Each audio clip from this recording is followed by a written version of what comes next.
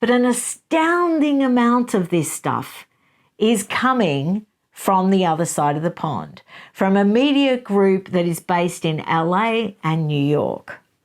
Now, again, like I said, they have every right to publish whatever they like. Freedom of the press, freedom of speech, and we have every right to evaluate it and look at it and counter it.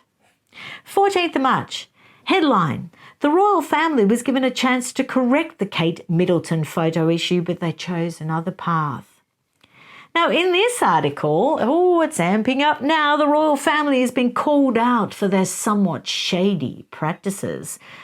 We aren't told what those somewhat shady practices really are in detail, although they do quote the global news director of AFP, I'm not going to name him and give him his 5 minutes of fame, saying they were no longer a trusted source, and he equated the kill notice as an action usually taken with countries such as North Korea and Iran.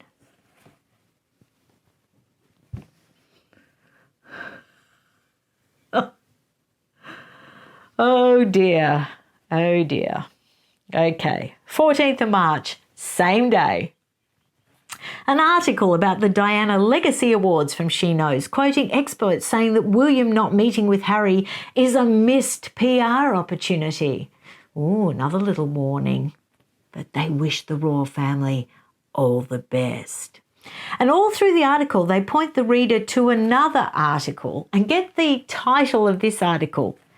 Prince William's reported hot temper is getting a second glance by British tabloids. So now they're inserting within the middle of their digital publications, their articles, their prolific articles that they're churning out 5 to 10 a day, they're linking to damaging articles that the UK tabloids have actually published, putting down Prince William.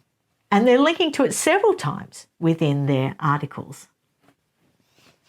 Whoever's paying for this, whether it be advertising, perfectly innocent, advertising revenue, although it's a lot seems to be coming suspiciously from publishing houses that have published uncle-friendly books, but never mind.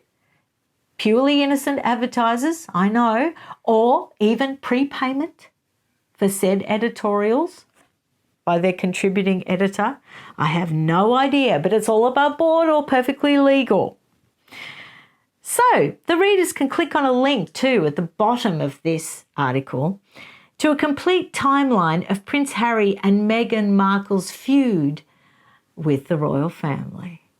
15th of March, She Knows, coming after William again, saying he only briefly mentioned his wife in the Diana Legacy speech, and incredulous that he didn't include his wife's whereabouts, address all the rumours, talk about the Photoshop scandal, and I quote, any of the other endless rumours about the Duchess of Cambridge. So not only did they say all that to pile on Prince William and Catherine, Princess of Wales, they demoted her as Duchess of Cambridge, sort of put a level pegging with Megsy baby. Suddenly, after the Diana Legacy Awards, all of a sudden all these favourable articles are starting to be pushed out, and with lots of references to Meghan's newly launched business.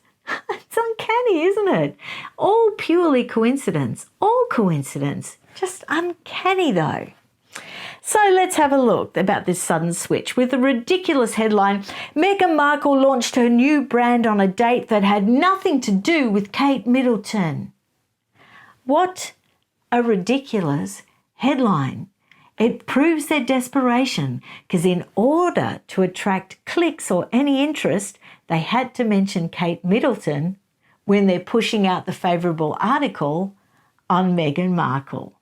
Oh, how far you have fallen, Meggie. You can't even attract some clicks now on your own. So they had Kate Middleton in this article that they wanted to push out about Meghan Markle's launch and everything. And they said she did not launch her business, anything to do with Kate Middleton. Well, no one suggested you did. Everyone was suggesting what is probably highly likely is the fact that you pushed it out to ride off the back of the Diana Legacy Awards, because every review, as I've said in another video of the Diana Legacy Awards, mentions Meghan's business. It mentions Meghan's launch. Now, they also say in the same article that this launch date was inspired by their rather pupil-dilated freedom flight.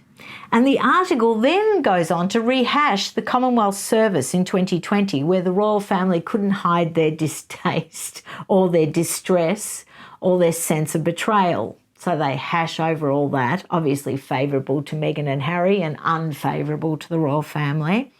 And then they have this rather peppy assertion that American Riviera Orchard has the potential to turn into $1 billion brand.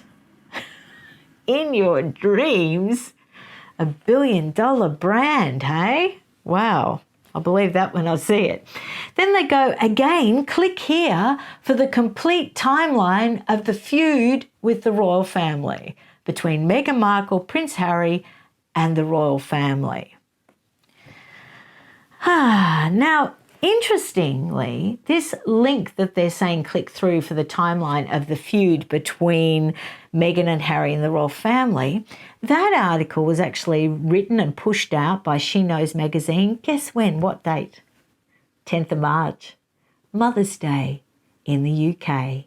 What a lovely Mother's Day present for everyone in the UK and the Prince and Princess of Wales and Prince Edward on the day of his birthday. What a lovely present.